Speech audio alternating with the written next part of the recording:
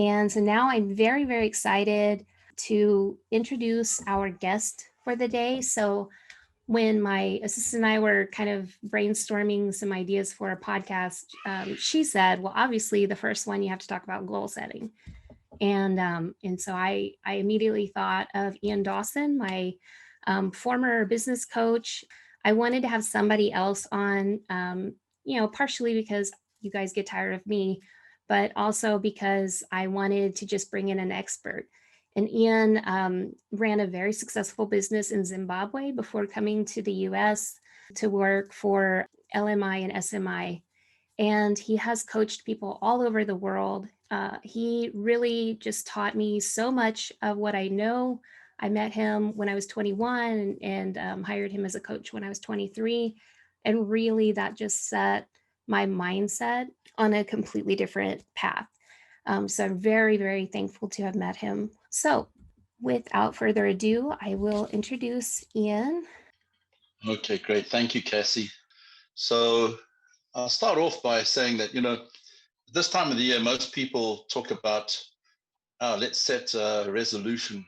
Let's set some resolutions, New Year resolutions. And they did some research towards the end of last year about how many people were going to set resolutions and how serious they'd be about it. And because most people, and I see this at the gym, usually at this time, you go to the gym and there's a spew of new people coming in and they are keen as punch to get onto their program and get fit and lose weight and all that. But usually by the end of February, we're back to the same old people that go to the gym. And they're the people that are resolute and are sticking to their goals. So this survey said that 76% of those are going to take their resolutions more seriously. But setting goals, just setting goals or resolutions is not enough. Studies show that less than 10% of people who make resolutions actually succeed.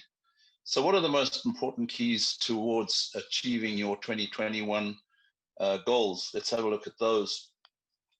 Let's just go through this. The most important keys are as follows. First of all, the most important key is the clarity of your goal. This is so important because if you cannot visualize it, in other words, see it in your mind and taste it, it's got to be that precise. You've got to be able to break it down and actually know exactly what you want to achieve. You've got to really, really know exactly what you want to achieve, because hazy goals produce hazy results at best. And goals are meant to provide us with focus. This also means that you should have a lot of people set lots of goals. The goals have to, first of all, be SMART, which is, I'm sure you've seen this before. They've got to be specific, measurable, attainable, realistic, and tangible. The tangible part means that you've got to be able to touch, see, taste, smell what it is. SMART, okay, the first thing is, they've got to be specific. In other words, saying, well, I'm going to make more investments or I'm going to make more money out of my investments. More means nothing. More could be $1 or it could be $1 million. You've got to be specific and it has to be measurable. So if you're going to be investing, how many new investments are you going to have, or what's the value of your investments going to be, and what is your expected return on that investment? Those will all be specific and measurable. Attainable means that you can do it. In other words, you're not going to break the law to achieve it, or the laws of physics, or the laws of society. Realistic is something that I'll come back to in a minute, but realistic is talking about the actuality of the goal being able to be achieved. In other words, it's not necessarily the size of the goal, but it's the time you give yourself. And I've already mentioned tangible. So the best way to go about this is to select a few goals, not a whole bunch of them, but a few goals that you can create focus on. And the second thing is to have a system. It's easy to set a goal, but it's much more difficult to achieve a goal. And the goal is the end result that you're after. To really achieve an important goal, it's critical to have a system. That's why in the programs that we sell, we have a goal planning system. It's a process that you use to be able to clearly define the goal to be able to understand the pros and cons of that goal, to see what obstacles are likely to get in the way, and then to develop a step-by-step plan with dates for the achievement of each step, so that you can track yourself as you go along. The other key component to this is to have a daily routine. Too often we set a goal and say we're going to do this or that, and then it's just the goal, but there isn't a daily routine, a set of activities that you do each day that will continually bring you step by step towards the achievement of that goal. And in our system, that's a key component, and that's what we hold our clients to their feet to the fire on. So each week or each 2 weeks when we meet, we ask them how they've done on that particular small step. And John Dryden says, first we make our habits, and then our habits make us. And if you do this consistently over a period of time, you start to displace old habits that may not be the best habits with new and good habits. And you'll never achieve your goals until you achieve your daily, or you change your daily routine. That's another key component.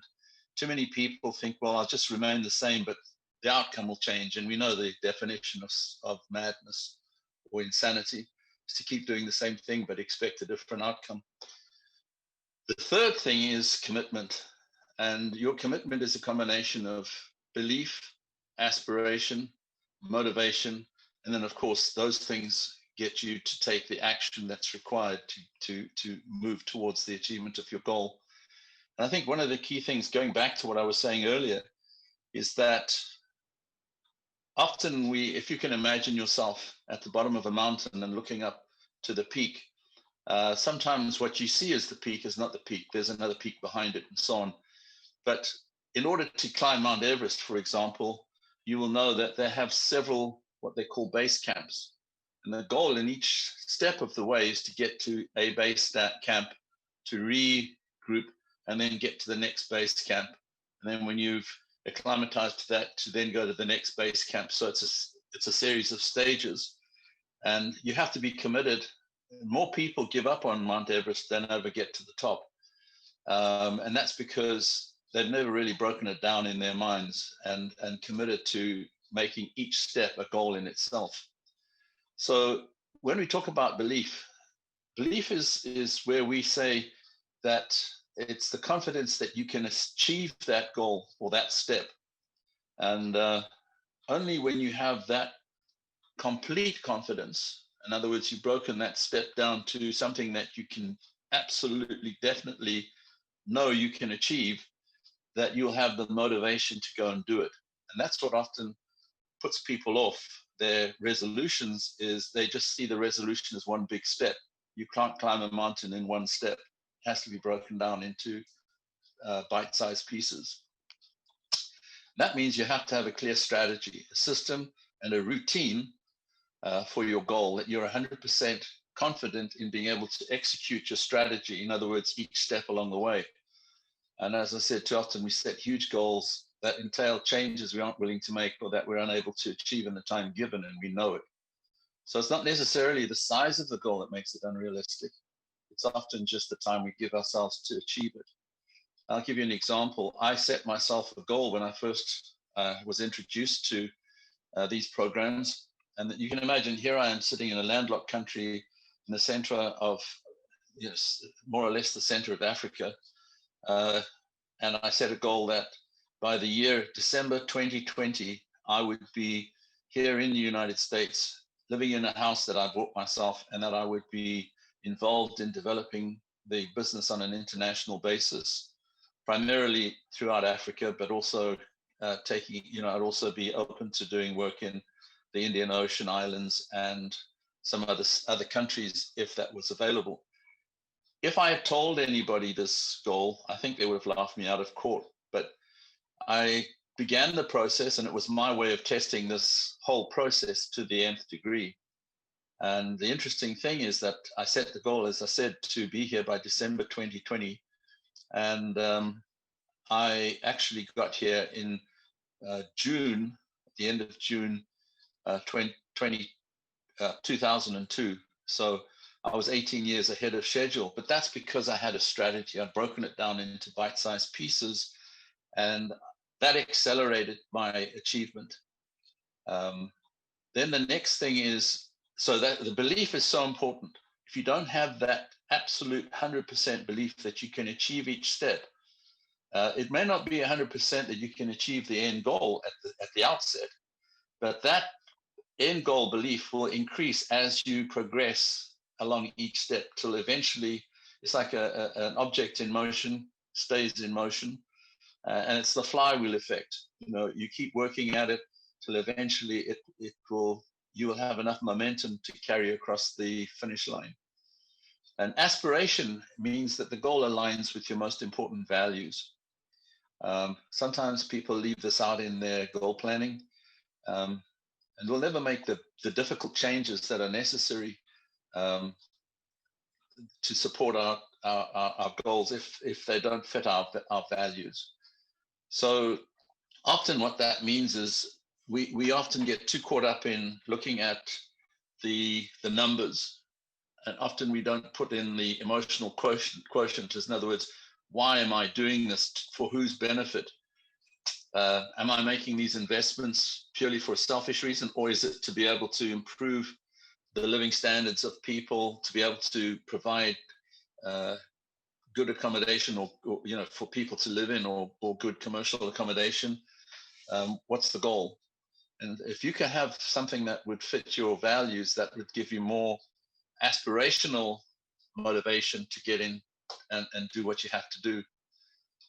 And then we come to motivation. Motivation is a combination of everything we've talked about up till now. And the level of motivation depends on the level of your belief, the level of your desire, and how well that fits your personal goals, your values. So it has to be important to you personally. Sometimes when we're setting goals, and when we're helping people, especially our kids, to set goals, often it's our aspirations and our dreams and desires that we're thinking about instead of theirs, that we're trying to get them to live our lives. So when it comes to, like, I can remember having a complete fallout with my father, who was an Air Force pilot, military guy, and he said, so you've qualified to go to university, everything's great. So you're going to become a lawyer or an accountant or an engineer or some profession? And I said, no, I'd like to study business. And he said, no, that's crazy. I'm not going to support you in that venture. So if you want to do that, I'll pay for your accommodation and living, but I'm not going to pay for the tuition for that. You'd have to find some other way to do that yourself. Being a stubborn person I am, I said, okay, fine, well, I'll do that. And I went off and got a bursary from the government, which gave me an idea of how governments work, and which was a great education as well. But it meant that I still stuck to my goal, which is that I wanted to be in business, and I wasn't entirely sure what I wanted to do, but I had an inkling towards marketing and development. So this is what I'm doing now, as it turns out. Okay, so if you're doing some motivation, means that you're doing something that you like to do, and that's important, because what you like to do, you'll most probably be better at doing than stuff you don't like doing.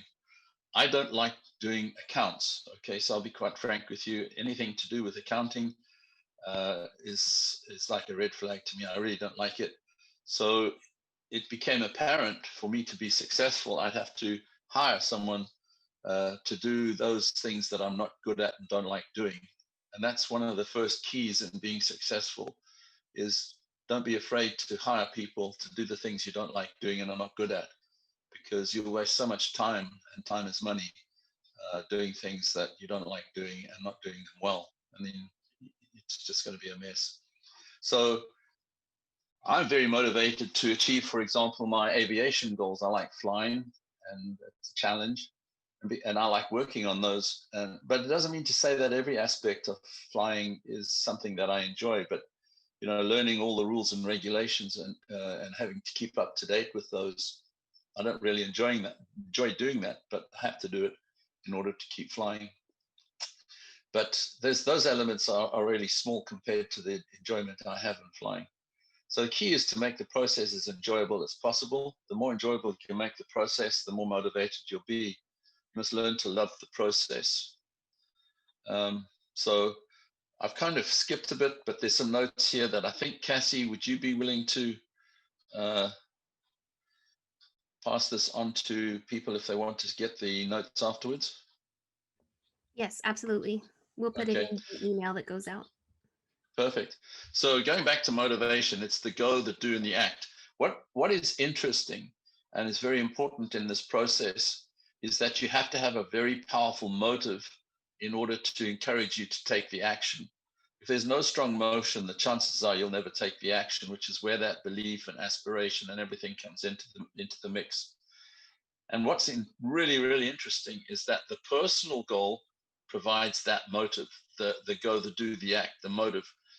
Why are you doing this? What is the personal thing that you want to get out of the goal? And then the business goal, which is associated with this, provides you with the means. So that means if you need money to invest, you've got to be successful in your business. So you set business goals to then provide you with the income that you want to use to invest. And often that link is not there. And if it's not there, then the motive isn't as great. Okay, but both have to be very clear. So to be truly successful and highly motivated to take action every day, you need to have personal goals and business goals. Too often we just create the business goals without the personal goals, and then we wonder why we fall short. Okay, so that's a quick lesson in motivation and goal setting.